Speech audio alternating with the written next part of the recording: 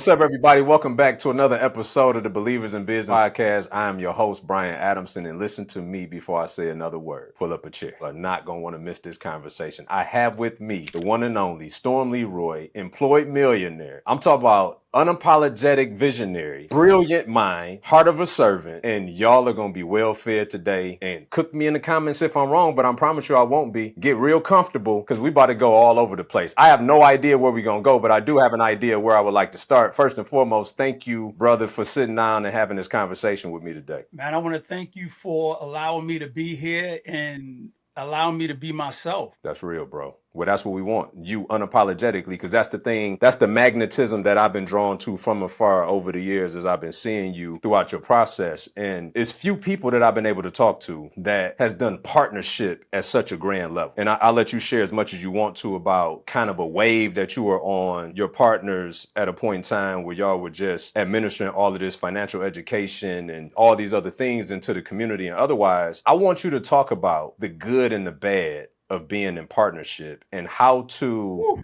maintain your authenticity when you're in a dynamic group of sorts. Man, this is going to be good. I could already tell this is going to be one of those.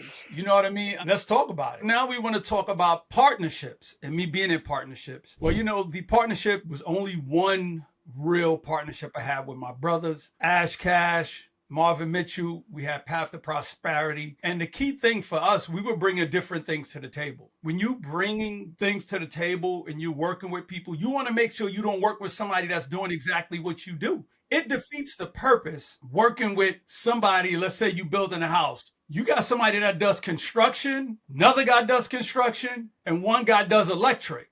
Well, you ain't got nobody that does plumbing. You don't have you get what I'm saying? So just because you like somebody and you cool with somebody doesn't mean you need to partner with them. That's another thing where we tend to fall into these traps of starting businesses with people we're friends with. That could be one of the worst things you can ever do because you met them under the umbrella of being friends because you played sports together. You went to this place together. Y'all went to school together, but that don't mean you have good business etiquette together. So far as me and my guys being that I was doing real estate, living trust and talking about, looking into the future of where you need to be with setting goals as a family. Ash, his whole thing was taking your story, creating a legacy out of it with books, creating things that you can hand down, the art of storytelling. Marvin, he's a financial advisor.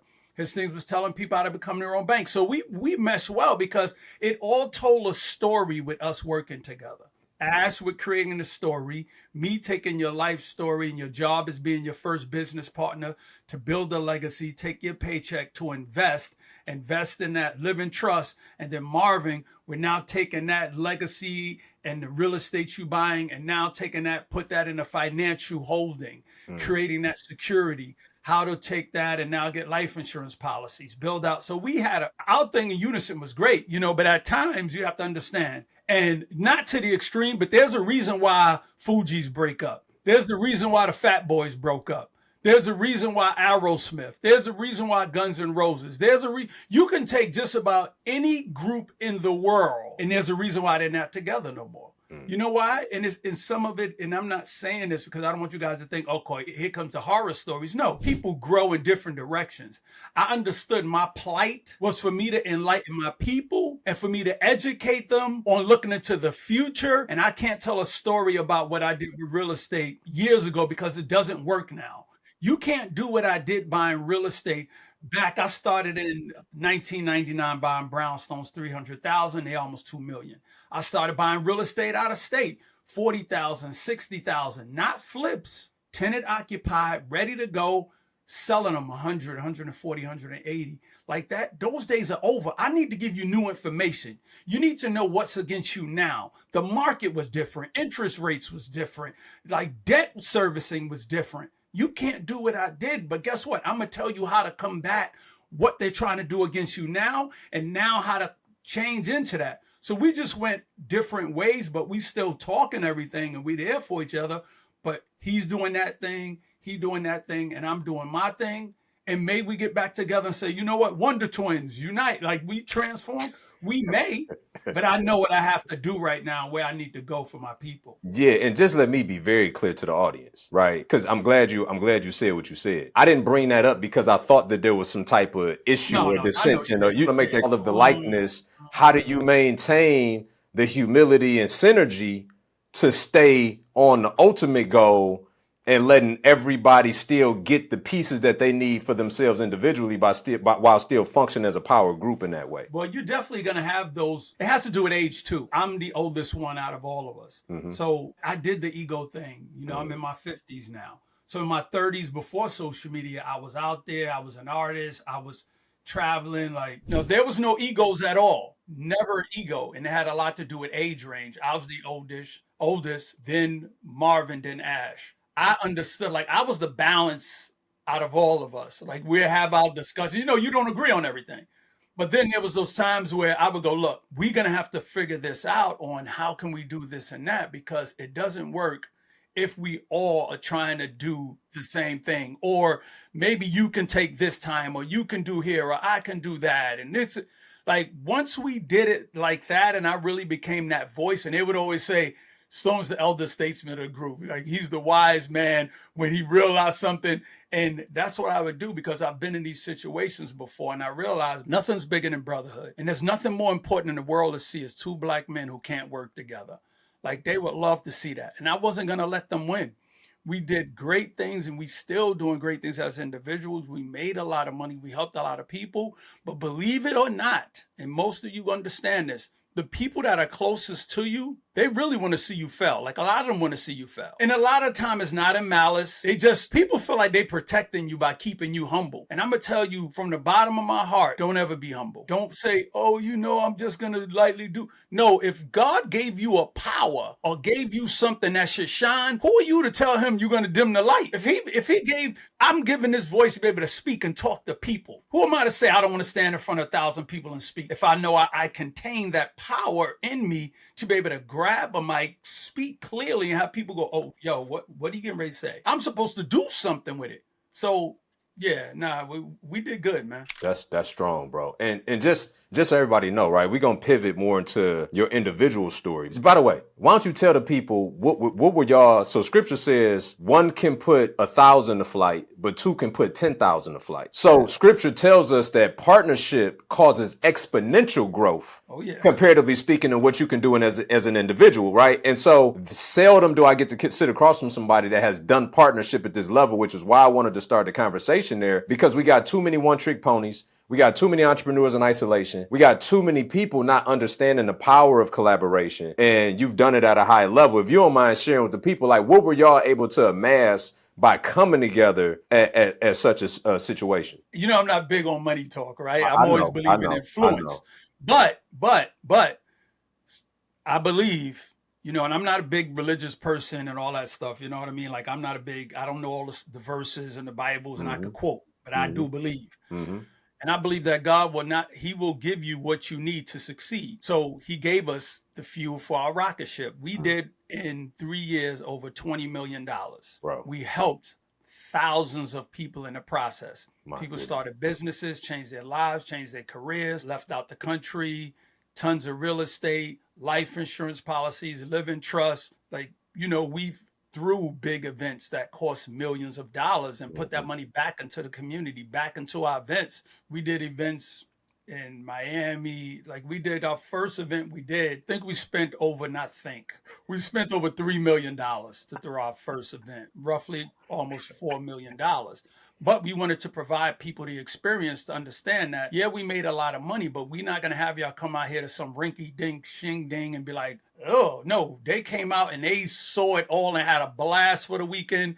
Great speakers, great entertainment. We had, great yacht parties, great venues, great. Everything was basically, you show up and we did the rest. Entertainment was incredible. We had great singers that came out. Then we had Joe one night, that was Tank one night was an artist.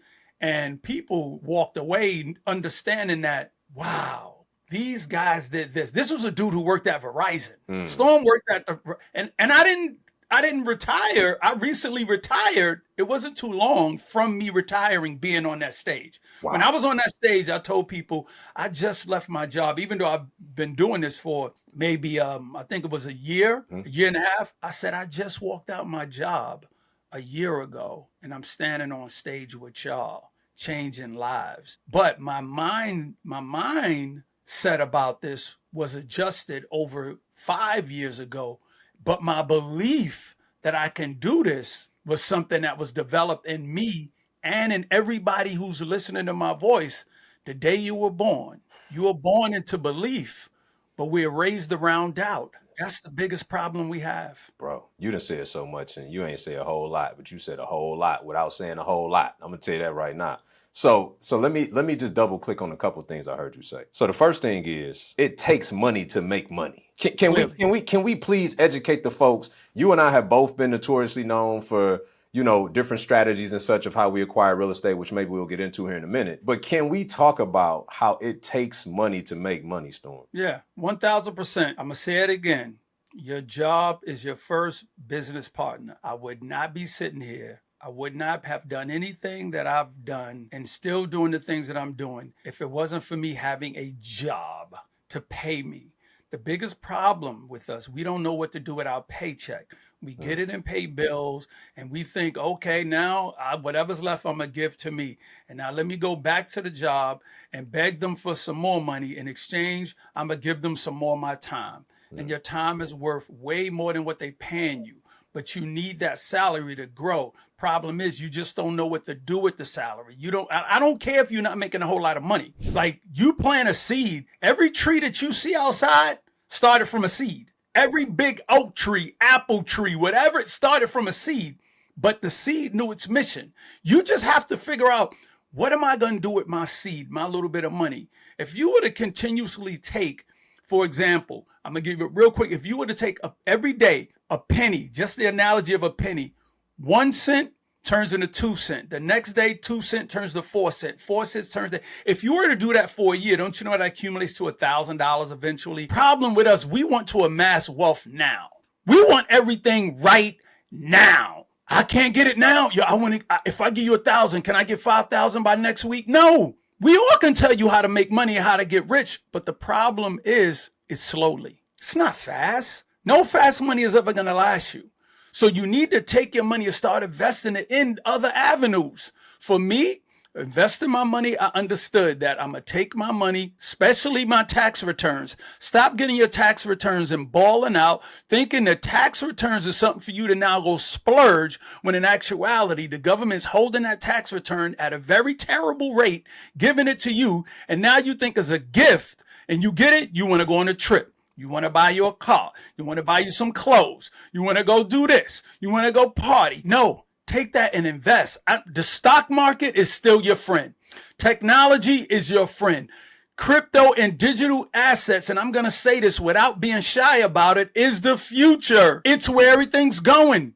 If you literally look 2 days ago, the government just announced that they're releasing a stable coin that's going to back the dollar. Like gold used to back a stable coin. If you look, this administration is stockpiling Bitcoin, and Bitcoin is going to back our funds, our bonds. So you need to be getting in on that. For me also, I tell everybody, you need to learn how to trade. Trading has made more millionaires than real estate, but they made you think owning stocks and trading is gambling. No, it's not. Crypto's not gambling. Banks own a bunch of it. You think the banks would buy billions of dollars of Bitcoin? And I'm just saying Bitcoin just because that's one, but you don't have to own that one because it costs a lot. But there's other coins and things available. You think they would spend billions of dollars on something that they think they didn't research to understand the power of where it's going? Do you think when a Starbucks moved into a neighborhood, they took a shot or they did the research? They did the research. So now that the governments did all this work, buying all these things, why aren't you looking into VeChain, Litecoin, Cardano, Solano? These things only cost 3 and 4 cents. Some of these cost $5, $10. But we wait till it gets to 100, 1,000, 5,000, 10,000, and then go, I'm going to buy it now. Why didn't you buy it earlier? Stop being a people who only see value in the price tag when the value is in the thing that you're buying and its usage. It's usage, not the cost, the usage. If a wrench costs $5, but that wrench allows you to now be able to construct a piping system that can pipe a whole house, wasn't that wrench worth $5? You couldn't get the $10,000 job if you didn't have a $5 wrench. The wrench didn't sell for $10,000. Like, bro, listen, man, I'm gonna let you get your questions. No, I love where you took the conversation, because you mentioned that you're in your 50s, which you still don't look that. I'm gonna tell you that every time I see you. It's just what it is. 55 and loving it, but man. But I'm gonna ask you a multi-generational question, right? Because people hear you today, you're talking about all of the things that are happening today, not the things that was happening in yesteryear, right? How many other 55-year-olds are having this fresh of a conversation, meaning fresh in line with what's going on today? Right. You throw a rock, it'd be very hard to hit one. I can tell you that right now. So my question to you, for the viewer, is how important is evolution, bro? You've had to go through so many different iterations of life to be here at 55 today and relevant. If you're not changing, if you're not growing, you're dying. If you're not growing, you're dying. Like, change is the most hardest thing to do when you're forced to do it. It's the most uncomfortable thing. Change is the most easiest thing to do when you're willing. If your landlord says, I'm selling a house, you got to move. Now you got to change your location. It's hard. You're forced to do it. But if you say, you know what, I'm going to start looking for me in my own house. It's a comfortable change. I understood that everything around us evolves. We can't get stuck in the old ways. Technology is moving extremely fast. We went from, for those who are in my age range, we went from 8 tracks, cassettes, vinyl, CDs, MP3s to streaming. And it only got quicker and quicker of a change. People who sat around and said, yo, I got all my CDs and I'm never selling my CDs.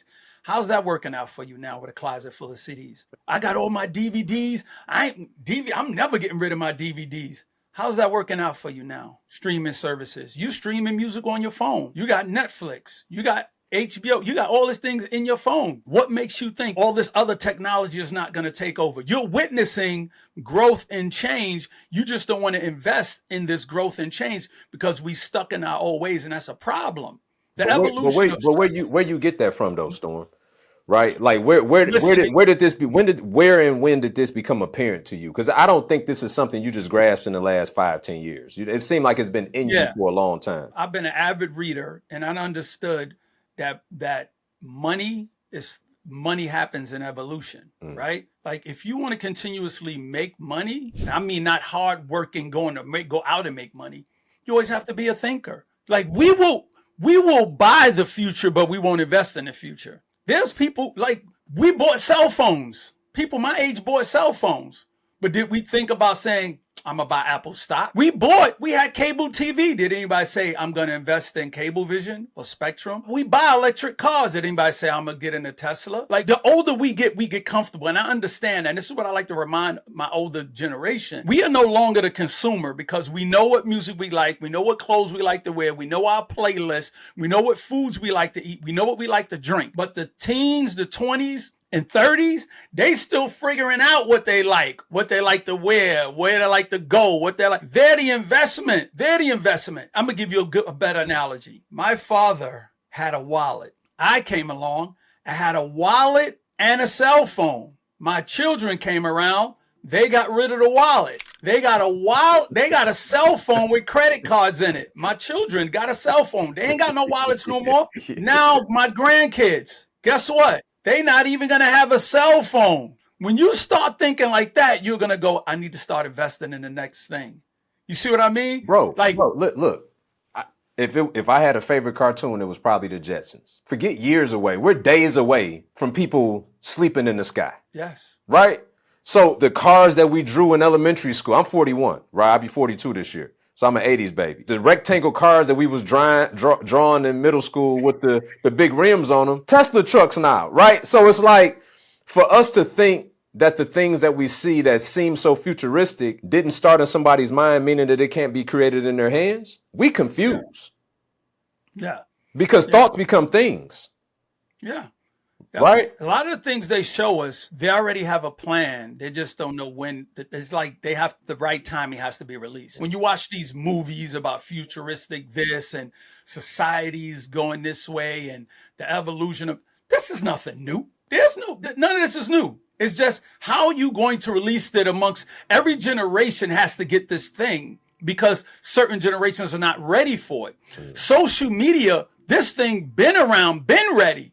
Back since the 80s and 90s. When internet first started, all these things were literally ready to happen. It's just, if they would have dropped social media on us, we wouldn't have accepted it because guess what? We're not posting, oh, I'm on a plane, I'm going on vacation. Oh, guess what club I'm in right now and I'm popping. Hey, I gotta get a young kid some credit, Storm. I wouldn't have survived in social media, bro, with me coming up. Like, no, me either, brother. Please. Like, let's talk about that for just a second. So when did you get on social media? Like Instagram or whatever? I got on social media immediately. And the reason why, because I wanted to know how it works. Okay. Like, I used to be a hacker. Like, just to clarify that. Okay. I got into computers very early. I used to be a hacker. Okay. I made the New York Times. Wow. Me and my friends of mine, you should remember. You remember the gray flip phones that used to have a big battery on the back? Do you remember when those phones were illegal and people had illegal service in those phones and they could get them turned on and stuff like that? I was part of the guys who came up with the program to put those things into service on analog systems. All right. So I was always into ICQ chat, underground channels. I was always into technology and loving it. Then that's what actually forced me into the job of Verizon because it was on an analog system and we were able to put those numbers in phones. But the thing was nobody could answer the phone. You could just use it. Somehow or another, somebody ended up answering one of the phone numbers that was the mayor of New York City. So it was like, okay, that's it. We're going too far. Then they start coming after people. And then I was a low-key guy. But, you got some guys that aren't low-key. Then, they went after the other guys and were like, hey, we going after them, but I eventually got pulled over and they said, we don't want you. We want the other guy because he's planning it. And I was like, what? I didn't even have a clue he was planning on spreading this throughout the whole United States. But then they said, you got a letter from Verizon. You turned the job down. You're going to get that letter again. Take the job. I said, holy shit. Because I did get the letter and I turned the job down because I was making money and I took the job.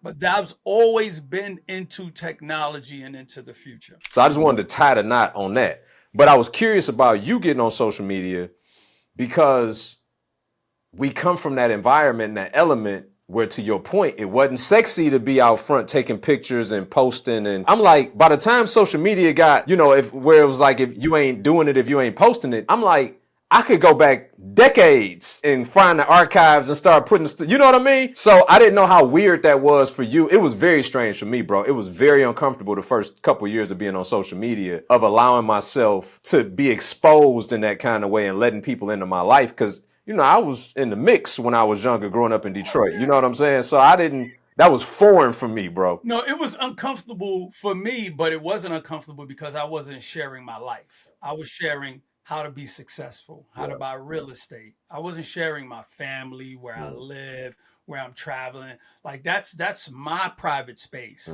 I was talking to people about, I remember when I, really turned the camera on and George Floyd was like a big turning point for me. And I turned the camera on and said, I want to teach 4 people how to start buying real estate out of state. And when that moment happened, it was just, I just continuously kept talking about. Like, if you look back on my timeline, you're going to find it very hard to find stuff where me being out and about, just randomly taking pictures. There's a few, but just, how you see on people's timelines, constantly their face somewhere. Yeah. That wasn't us though. Like you said, it wasn't us. Right. For me, when I click the camera, turn it on, it got to be a reason. Facts. It got to be a reason. It's not just, you know what I mean? Like, they had a phone and look at me. Like, this is just, but think about it though. And I want to give this information to the world who's listening to our voice right now. We come from a harder time. We come from a time where it was rice and butter. I understood bread with mustard. I understood having, we trying to figure out where our next meal is coming from. I come from the crack era. Like, I understood all of those times. Like, we came from hard times, and hard times create hard men. But hard men, we give birth to soft children. See, our children don't understand what it was like when you had to dip and dive and you couldn't tell everybody where you was at because it was this gang or this drug or this neighborhood or this problem or this guy. Like, they didn't understand that. They didn't understand that you had to make sure you was home at a certain time before the street lights came on when you was a certain age. They didn't understand, like, you couldn't be. It was different. They grew up at a time now where they open up the fridge and there's food all the way in the back. They grew up in a time where they never understood or came home when the lights wasn't on, cable wasn't on, water wasn't, no hot water, no heat. They don't understand that. So we made it so comfortable for them where they said, what else I got to do? Like, my time, we was coming out of school and I was pushed into a situation where it was go to the military or go to college. We don't give our kids those options.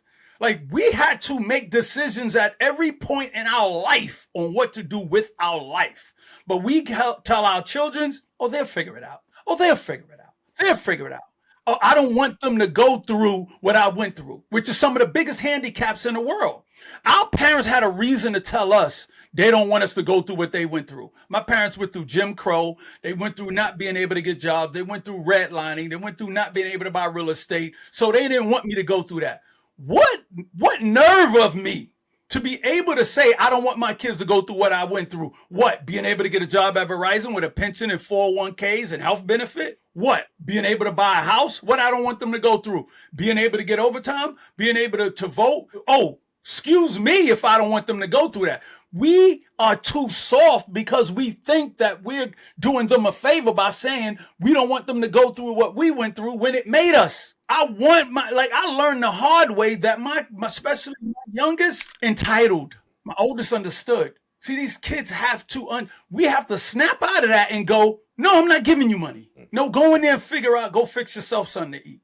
No, I'm not giving you money to go buy some fast food. No, I'm not giving you a credit card. No, I'm not giving you a cell phone at 11 years old, 8 years old. Like, we did this. We created the generation now, which allowed us politically to be in a position we're in right now. Right now. Part of that problem, Storm, is we forgot our role as parent, not God. And what happens is when we step in and start doing God's job, then we disallow him to do his job because he's the only one effective at doing his job. So when we create all of these circumventions and these workarounds for our parenting style that should be allowing them to get from that experience what we got from our experiences, then God is not being able to develop their character at the level to prepare them for what he got prepared for them. So we have to first be yielded to the fact that somebody created us and allowed us to create somebody. And we need to be talking to the one that created us about how we're supposed to handle them. It's all an introductory. I was introduced to church, but I've always been a very inquisitive mind. You know, we grew up in the church and my brothers and them run around. I would sit there in the first pew and I would look around and them, jumping and singing and all that stuff and then talking about it. And I was very inquisitive. And I got to the point where at a certain age, I asked my mother, I was like, who's Jesus? What's God? What's all this stuff about? And she knew that this day would come because she literally said to me, you were always wanting to know about how everything worked. You always this. And then I started reading. I went from we went from Baptist to Pentecostal. Then once I got old enough to seek religion on my own, I went into the Nation of Islam. I became a 5%er first. I followed Farrakhan and then went from there, regular Muslim. Then I went and studied that out, reading the Quran, walking around with books, challenging the Israelites. Then I realized there's a certain level of understanding that comes with religion where if you get, this is my journey. Other people have their own journey. Absolutely. If you get too much power, too much knowledge of religion, you start attracting people to you in a great way. But now you have the responsibility of all these people who was looking for answers. And you did more reading for them, so you have answers now. Now they look at you in this godly figure, especially women. Women who attracted to God, mostly attracted to a man who has God-like qualities. So that was a burden where I'm attracting all these type of different women who are like, oh my God, I want to study to help me this and that. And now you get these people and all these things following you. And now you have to understand you're burdened with the direction that they're going. You took them off a path. Now what path you leading to? They could have been on a path that was great for them, but now you steered them off or you confused them. And I understood that once I started learning all this information, religion had me and religion, we came to a certain medium and we met at a certain point and I had a conversation. I said, I'm good right now. I believe, I know there is something greater than me. I know there is a God, and whatever name you want to call it. But for me, I'm not going to walk around here pretending that I know all the answers because I've read Bibles, Qurans, surahs, like on my bookshelves back here, and pretend that I have all the answers when I don't. He does. And whatever books we're reading, that's just an insight, information to get you on a path to go in that right direction that you choose to go in. But I don't think no one person on this earth could ever pretend that they're as closest to God or have the answers that he has and know where we're going to end up. And they're able to start predicting when we're going to end, when we're going to start, where this person you're telling, you're not going to go anywhere because you don't believe. You're not. No, I don't believe that. I believe every person who finds that message that resonate with them, because it might not be the way you're saying it. It might not be the surah you're reading to them. It took something for me to read, and it took me to be in Islam to do something to me that Christianity didn't do. And now I'm in a very spiritual place, to me, that's higher than me walking into any doors of my that could ever introduce me in there. So you and I talked off camera, right, a week or so ago about this very thing to some degree. And I'm glad you brought this up, right? And I'm glad that you shared and was open and honest about your walk, because it's your walk. And that's part of what I meant by the unapologetic visionary that you are and that I've gleaned and saw you being from afar. This is what I was telling somebody the other day. The first thing is, I'm not religion. I have a relationship with Christ. Well, Jesus didn't like the religious. It's all in the book if you read it, right? So it's not about religion. It's about relationship. The second thing that I tell people is, I don't need to save nobody. I don't need to tell nobody where they're going. I can't tell me what I'm doing. I got enough problems controlling me, let alone trying to control somebody else. But what I can do is try to live my life in such a way that draws people unto me because they see him in me. And then when they get in my proximity, that I can stay consistent enough in whatever it is that I believe, that if I believe in the power of his Holy Spirit that transformed me into a different person, then I don't need to do his job. I'm horrible at doing his job. And this is why people get turned off by religious folks, because they're trying to do the job of the one that created them, and they having a hard enough time maintaining themselves. So I appreciate everything that you said, bro. And also the other piece to that is, if I love Jesus and you don't, why would you be offended because I love him? You should love whatever you love, right? So I never got a problem with a Jewish person, a Muslim, a Hindu. I don't got no problem with nobody, but I'm unapologetically me, because I know when I did certain things in my life, like giving myself to Christ, and I know the evolution of what my life has looked like as a result of it, I would never denounce that. But I would never tell you what you're supposed to believe either, though. You know what I'm saying? And so I just appreciate this open dialogue, because it's people try to stay away from it.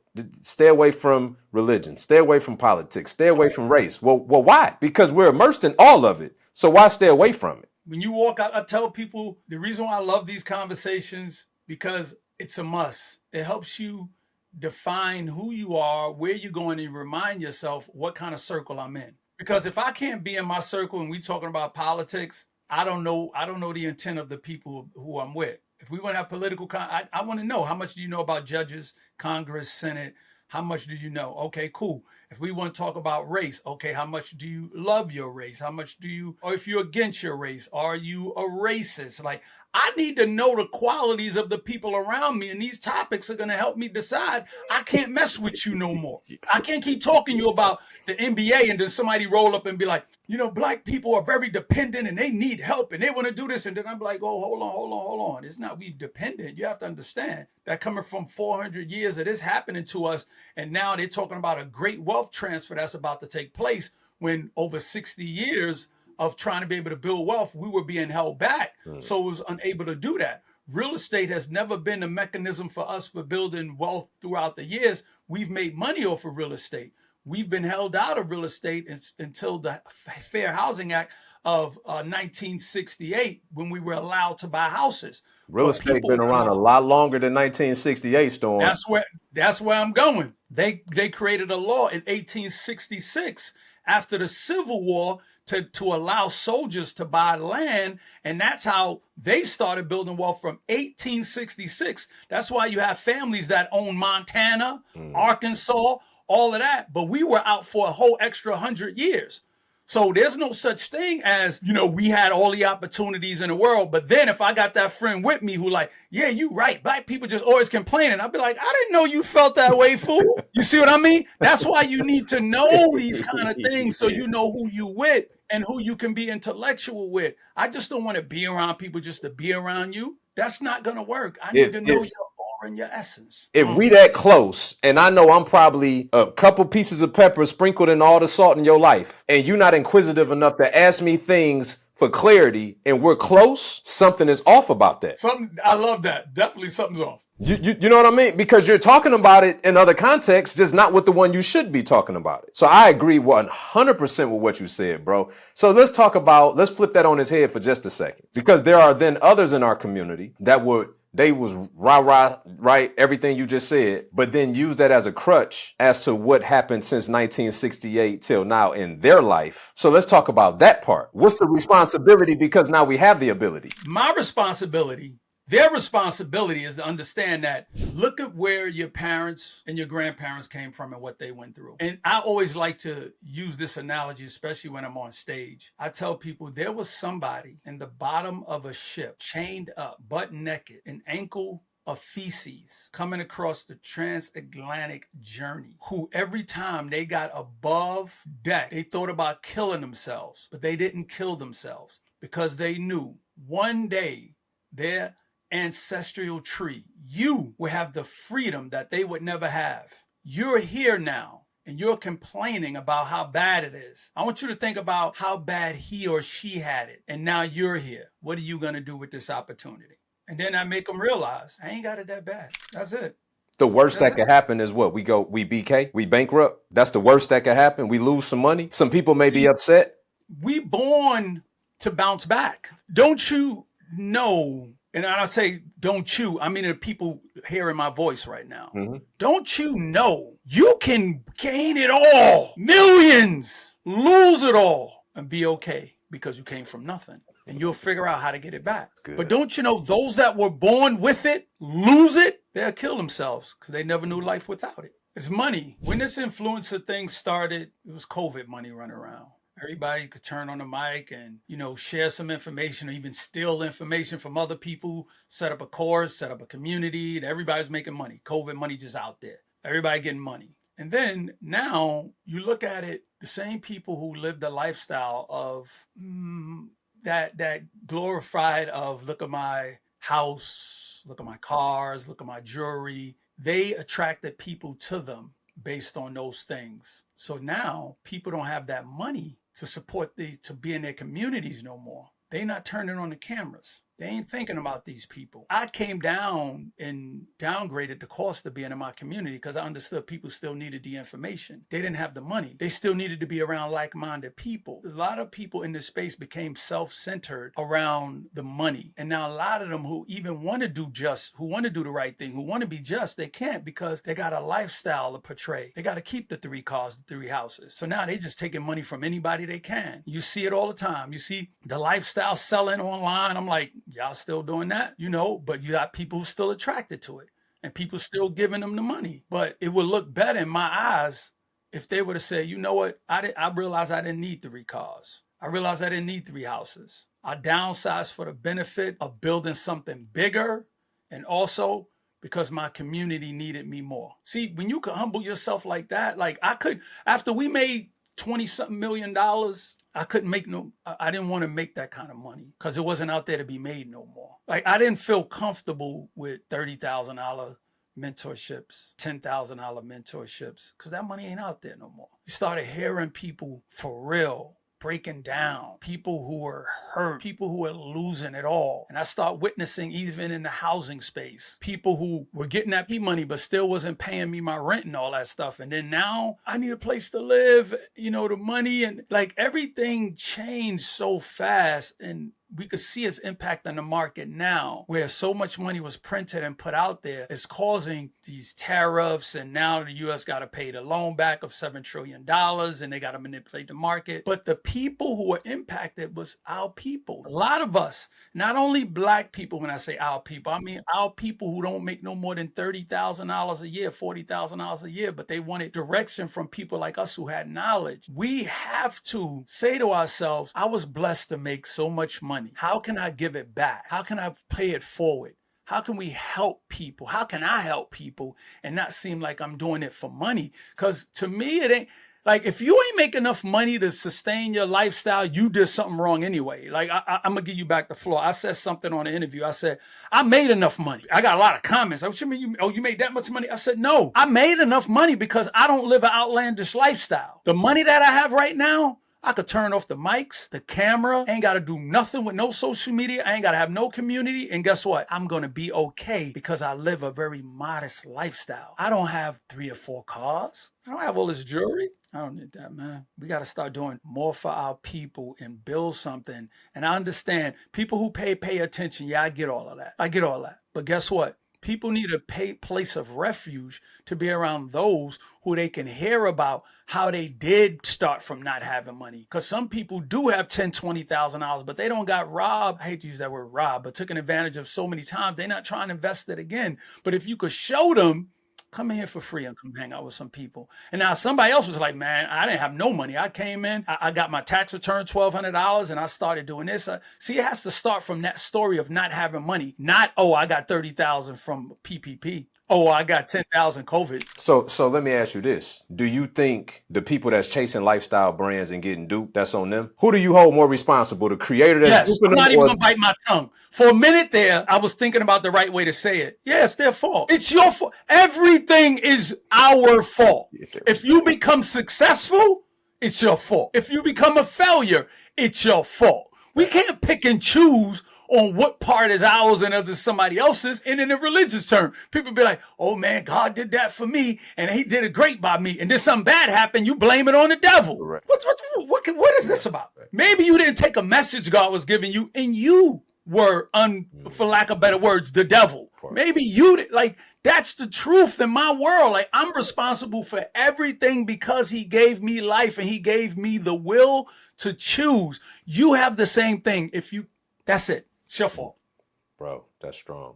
That's my answer.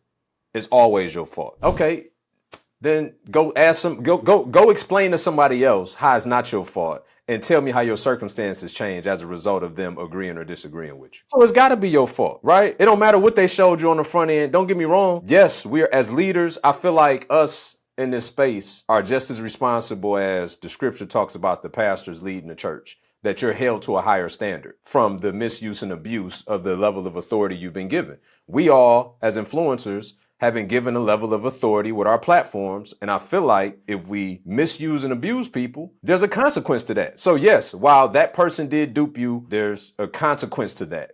But ultimately, you are responsible. That's 2 different things you're mentioning, right? When somebody gets in a community and they're manipulated by the person, the onus falls on the person who did the manipulating and played on that person. But now if somebody came in my community because they seen the cars, that's on them. We saying the same thing. We saying the same thing. What I'm saying is, yeah, we saying the same thing. So what I'm saying is, this person that showed you the eye candy, that got you to come in, and you basically were investing into a facade, that's your fault for making that investment because you made the investment predicated on the wrong thing, right? Not the information, because of what you saw. 100%. The person then leading you, us sitting on platforms, and we're misusing and abusing people, it's a whole nother set of consequences for you as a result of that. Right. Yeah. So we saying the same thing. We saying the same thing. Right. No, 100%. It's onus on us. It's our fault for misusing our power. Yes. And our position on the people, and it's not their fault. Yes. Because they came to us with the right heart. We provided the right information. Now we misuse them, right? Yeah. But then now somebody else is your fault if you just came over because you saw the cars, and then when you got in here, you realize, all right, I ain't really talking about nothing. I got your money, and now you was enamored by stuff. No, 1,000%. Yeah, we definitely are. Yeah. So okay, you and I both right? I left corporate at 35. It sounded like you a little bit thereafter, but we both gleaned from the experience what we were supposed to. If you go to work and you punch in and punch out, and you leave there and don't know how to read a P&L, you failed. If you didn't ask to be a part of other meetings, if you wasn't looking and gleaning from your bosses and asking them more stuff other than where they went on vacation and they let you see the pictures, you failed. Your job is your first business partner. It should be your ultimate leverage to do the next thing in life, right? There's frameworks and things that I took from that corporate setting that I adopted in the form of meetings and cadences inside my own business. Although it was annoying then, it made a lot of sense when I became on my own, right? So we both believe in the corporate context for a multitude of reasons, which is why I've always identified with you. But I venture to say today that we no longer live in a job-based society, but we live in a skills-based society. I want you to double click on that, bro. Yeah, see, what made my job interesting because I've witnessed both. Corporation side, because working for Verizon, you had the field techs. We weren't no corporation. We weren't in the office. We had management who would come out to check on us. We was like the field workers. We ain't know nothing about corporate. We ain't know nothing about numbers. We just knew manual labor, fixing phone wires, pulling cables, climbing up the telephone pole, fixing that. That's manual work that we knew how to do that had a time limit. Then you had the management who worked corporate. They knew about the payrolls, the time sheets, how much work needed to be done, how much they needed to push at us, what was our quota for us need to be done. So I understood that the person that kept coming out, checking on me to see how much work I was doing, he was getting paid more than me to do less work than me. All he had to do was come out in the car, corporate car, look and go, how's things going on out here? All right, we're going to be done on time. And he left to go run errands, to go eat. And he was making more than me. And I'm like, wait, I'm out here in this manhole in this pouring rain, flooded, water coming down here, got a pump pumping, I'm freezing. And this dude got freedom. I'm on the wrong side of this. But I also understood that I was hanging around people who were caught in the cycle of a job. They were caught in the cycle of, yeah, I just got to do my 30 years. I got to do my 40 years. It's going to pay off. This is what it is. This is what it's supposed to be like. And I came from a space where it's like, no, I was in the tech world. I was getting money and my brain was just always on never manual labor. But when I started hanging around them and listening to their stories, you become who you hang around. I started telling myself, I could do 30 years. Yeah, I can do this. I literally started telling myself, I can do 30 years working outside in the freezing goddamn cold. And they almost got me. I'm being around them. The money's coming in. I'm doing overtime. And then I said, yo, I never forget the day that everything changed. This is for social media. So it wasn't no social media, me knowing about out-of-state real estate, nothing. I bought real estate, but I bought it for extra cash flow. I didn't know I could really buy a lot of real estate. I'm on this pole. It's freezing outside. It's about 10 degrees, 15 degrees. I'm right on the edge of the water, and this pole run I'm talking like the ocean, the water, like right there. And the wind is whipping, snow and ice. I can't wear gloves because you got to work the wires. I'm up there freezing. The wet rain and snow is trickling all down me. Like I'm looking like one of the movies when you see somebody outside frostbite, and I'm shaking, waiting for the phone line to ring because they gotta call me from where the telephone signal to verify that I'm getting the signal. And I'm up there like this. And I said, I can't do this no more. I can't. Like this one time, I worked the winters for years.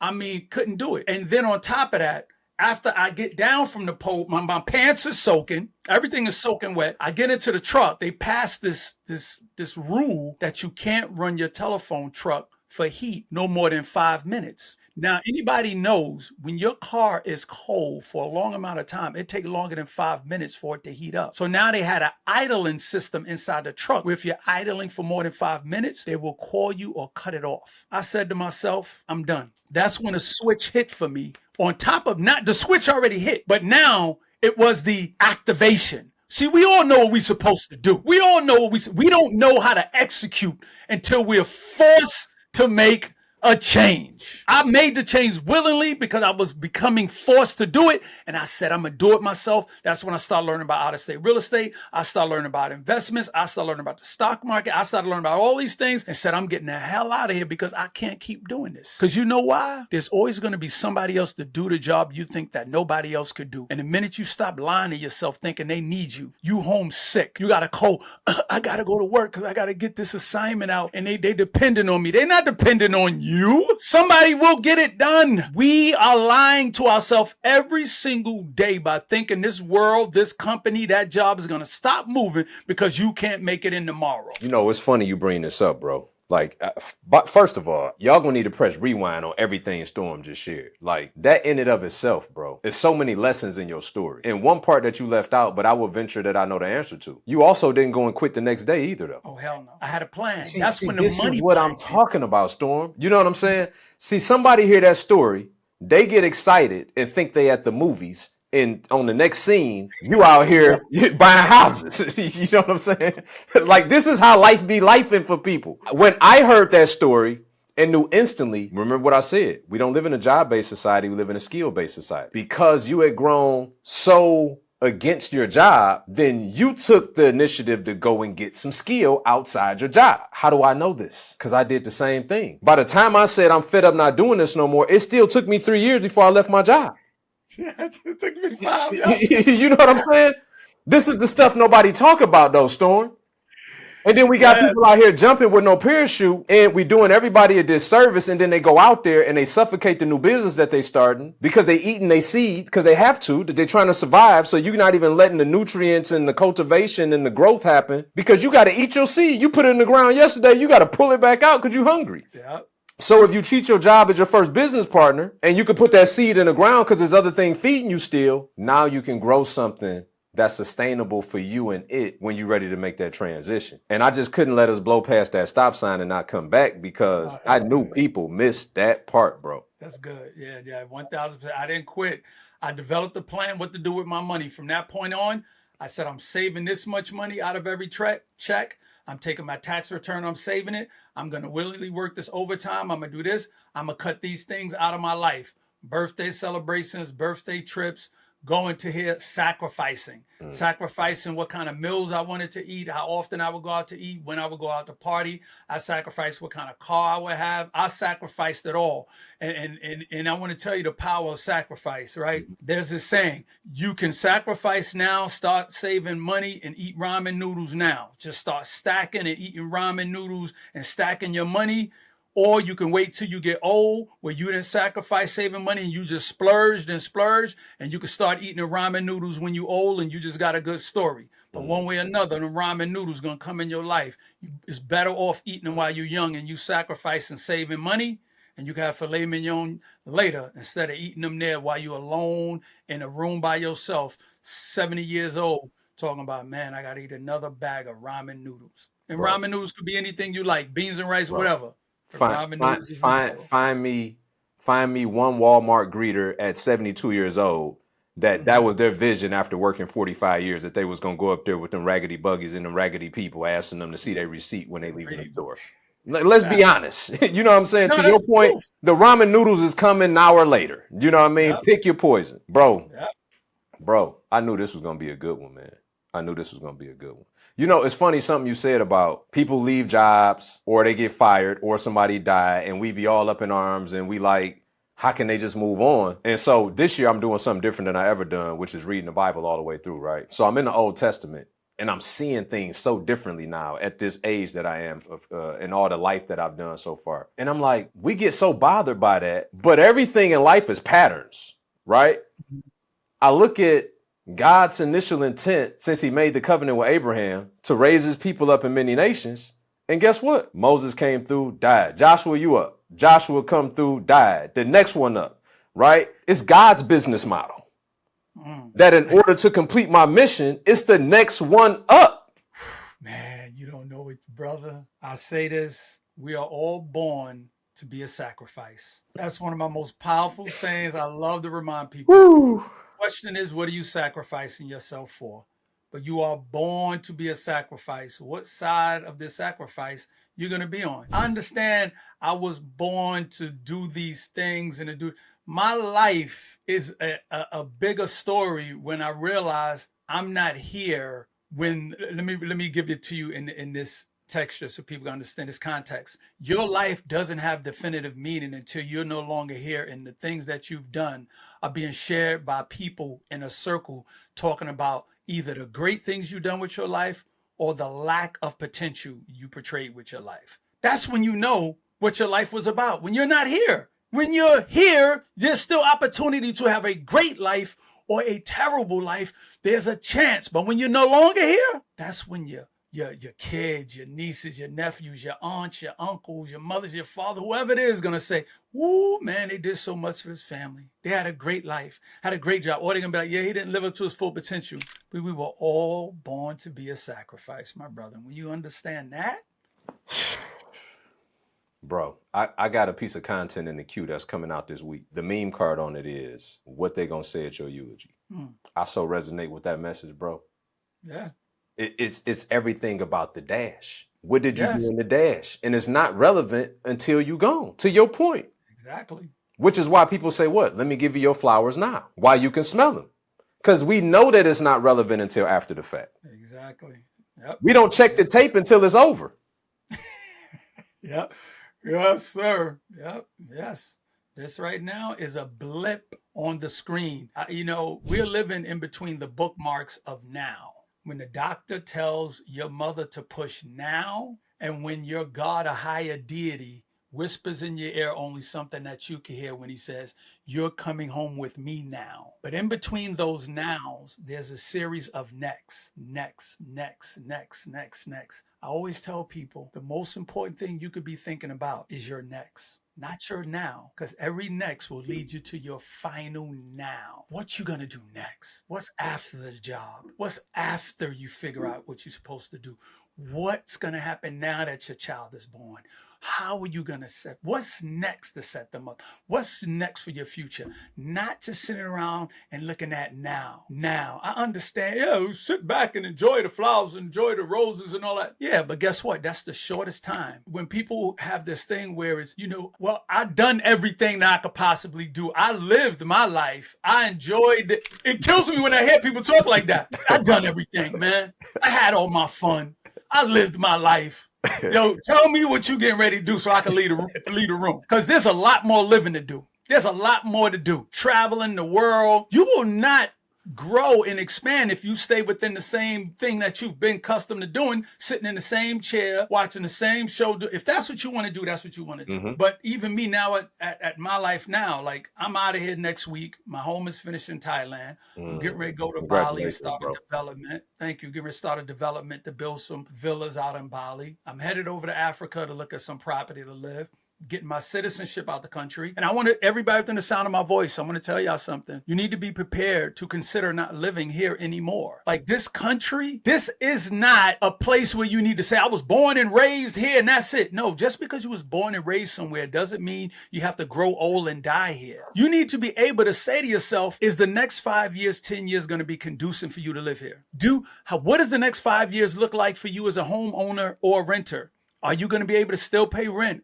Is the rent going to go up? What if your landlord sells the property? What does your job look like 5 years from now? Is AI going to take your job from you? If you think so, then how are you preparing for that? Because it's inevitable. 8.9 million jobs are predicted to be gone by the year 2030. 8.9 million. That number was only 2.5 million when the other administration was in.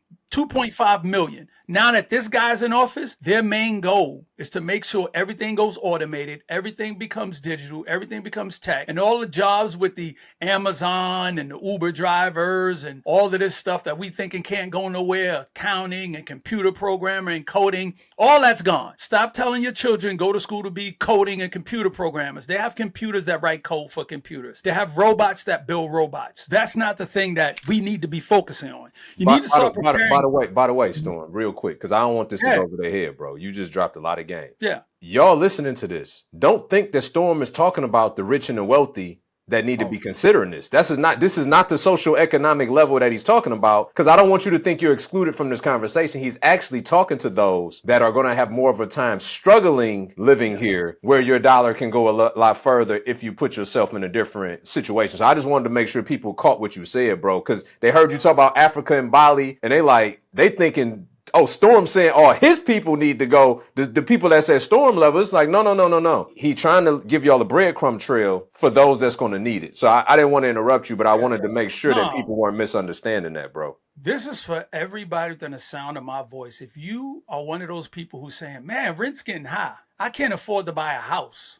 There's a reason why, because it's part of their plan. It's all about power and control. That's what it's about. For everybody to be forever renters, and you're under the thumb of them being able to control what you eat, where you live, and them giving you money. Their main objective is to make sure they own all of the real estate. Not some, all of the real estate. You see all these buildings going up. You see these developments. Or don't say for ownership, come buying, how much for sale. No, everything says for lease. It says for rent. Whole developments, 500, 600 homes, lease. They don't want you owning no more because they can't control you. You owning, that doesn't work. So you have to say to yourself, for me, the main thing you should own is the roof over your head. If you don't own the roof, I don't care if it's a condo or a co-op, own where you live. And if you can't afford to own anything just yet, you need to start figuring out, okay, do I got brothers, sisters, nieces and nephews, sons and daughters? Let's get something to live in it that we own, and nobody moves until the next person can own something. And stop saying, oh, I got to get out of this house. I got to go. Don't you know there's families that hate each other in other cultures, but they don't leave until somebody else owns? They will hate each other, but they know you need to own.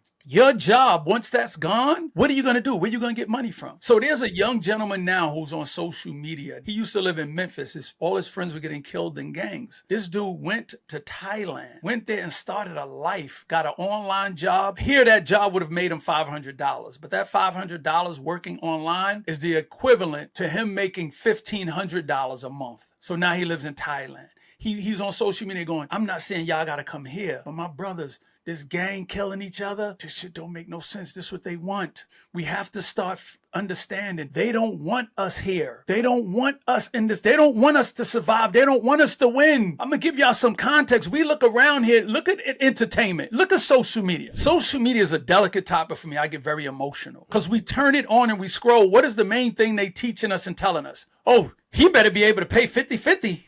She better have this. He better make sure he could come to the table with that. This is all the conversation for us to not build with each other, to start families anymore. Where is the high school sweetheart stories coming from? Where is the college love stories coming from? You two people who could get together and have a common purpose. Your salary, my salary, now let's build. But now they're projecting this into our younger youth, the other new generation, that nah, he got to have this. She need to have that. Or you don't need nobody who ain't doing this. But guess what? They own the social media platforms getting rich off of us.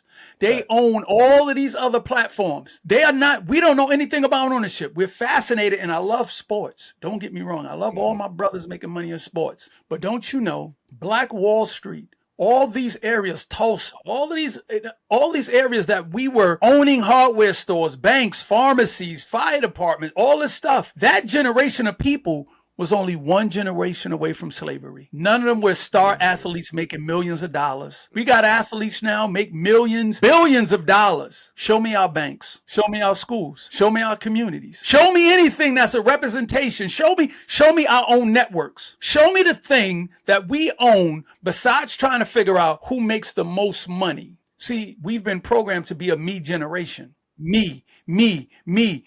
How much I make, how much this, but we haven't been taught how to take what we've made and now grow that into something. Do I think that this can turn around? No. Hardest thing you can hear. No. When you sitting around here having conversations and we going, all we need to do is get together as a people. All we need to do is come together and figure this out. That conversation has got some of our greatest leaders killed. That conversation couldn't even be had amongst our greatest leaders. There's our stories about how Malcolm and Martin couldn't even sit down together to agree on how to run a movement together. Ego. They done great things. So stop saying you need to worry about you and your household, get your stuff together, and stop trying to go outside and find somebody to help you get your shit together. Bro. My daughter, 22, just got married 2 months ago. People like, how you feel about that? I feel fantastic about that. Do you see what's going on now? What else was I waiting to happen? You know what I'm saying? Thank God that it happened now and with her high school sweetheart. And you know what I'm saying? I'm like, what kind of question is that? This is the evolution of life. And I'm blessed enough to be in a time and a place to be here and to officiate my daughter's wedding, of whom I had at 18 when I was in the streets looking at a 4 to 10 year felony at the time of her birth. What do you mean how I feel about it? What I would rather her end up in this cycle on social media in one of them situations? We got to knock it off. We don't even normalize things that's supposed to be normal no more. Think about what I just said. We don't even normalize the things that are supposed to be normal. Daughter get married at 22. Somebody asks how you feel about that. They want them to still be out there going, well, there's more options. It's too soon. Already? Do you know what you're missing out on? Do you know? It's sickening, bro. It's sickening. It is.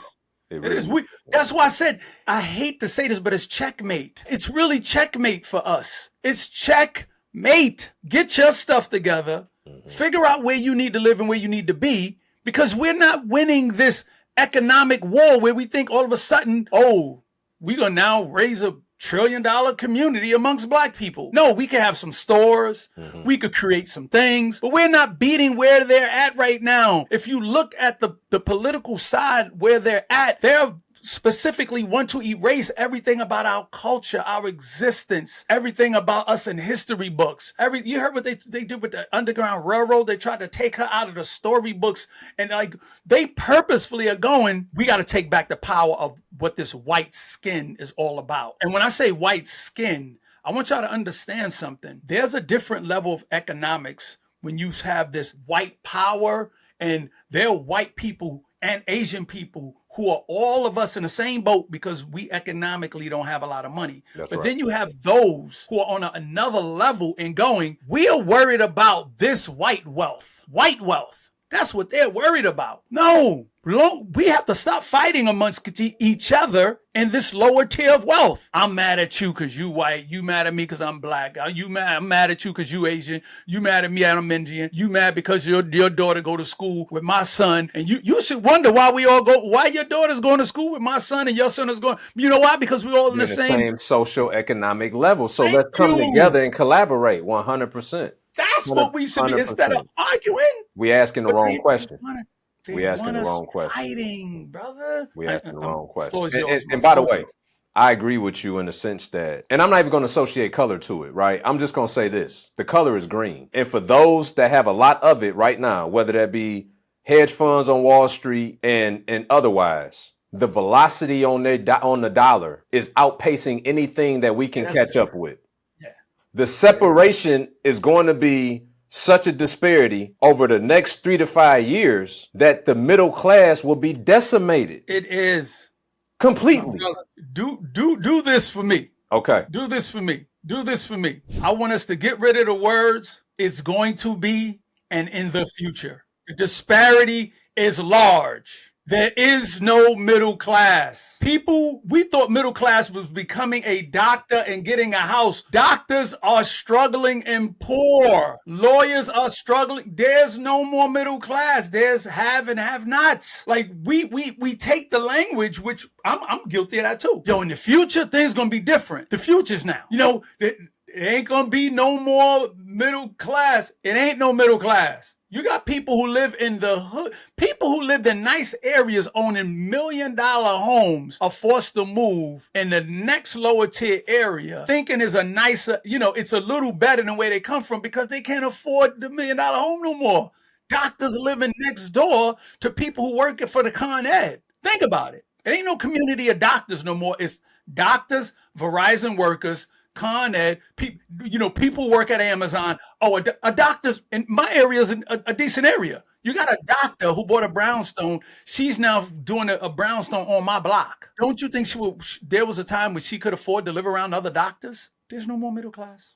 There's no more. The separation is clear. What I want to give people, you will move better when you realize money isn't real anymore. Money isn't real. Money is digital numbers and it's transfers.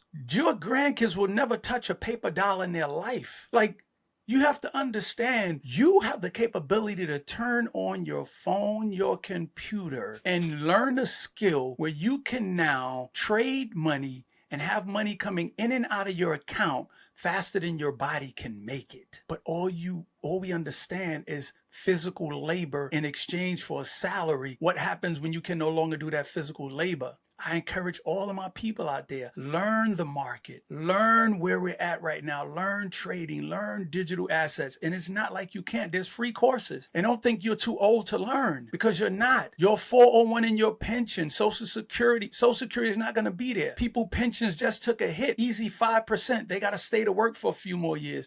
You have to adapt and stop thinking money is opening up your wallet and seeing none there. It's past that point now. So, You're thinking Storm, trillions. I'm going to give you this thing, and don't go forget ahead, what go you're ahead. going to say. We're about to have the first human being, not the first company, that will eventually be a trillionaire. A man will be worth $1 trillion. And let me tell you, I did a whole episode on my YouTube why that's a problem. When you have people become a billionaire, this billionaire club, billionaire, see, the goal was for millionaire to become a billionaire to outpace his millionaire friends. And now millionaire said, I got to get to $1 billion. And now we have tech billionaires. Now they're all friends, but they're still competing because there's a different mindset when you become a billionaire. It's a competition. So now they're competing to become who can become the first trillionaire. And that first trillionaire would unleash a technology and something that will be put on the world that will either take us forward or take us backwards. And when he becomes a trillionaire, that next billionaire will look at his other billionaire friends and go, I got to get out of this circle. I got to become a trillionaire. Now he's going to unleash or give the world something that will make his pockets, not his pockets, but his bank account become a trillionaire, but it also will change the development of the world, be it robotics, be it AI technology, be it self-thinking computing, be it, you see where I'm going? And if we still sitting here thinking that people are going to be in Amazon moving packages, you bugging. If you think that cars are still going to be driving with humans, you're bugging. If you think that you're still going to be able to walk into a bank and say, let me get a money order, you're bugging. If you think you're going to be pulling out a credit card on your pocket to make withdrawals and changes and ATMs going into a screen, into a window, you don't get it yet. You don't get it. And that's not the future, that's now. Where I live at here in Florida, we've had driverless transportation in my neighborhood for 3 years. There's Waymo. What's the name of it? There's a car service Google owns called Waymo, where there's no driverless car share. I think that is the name of it. I saw the little logo on the front of it, but I never paid attention to it. But when you said that, the lettering, I think that is what it is. But it runs back and forth out of neighborhoods, dropping people off at the town center. It's been going on for 3 years, bro.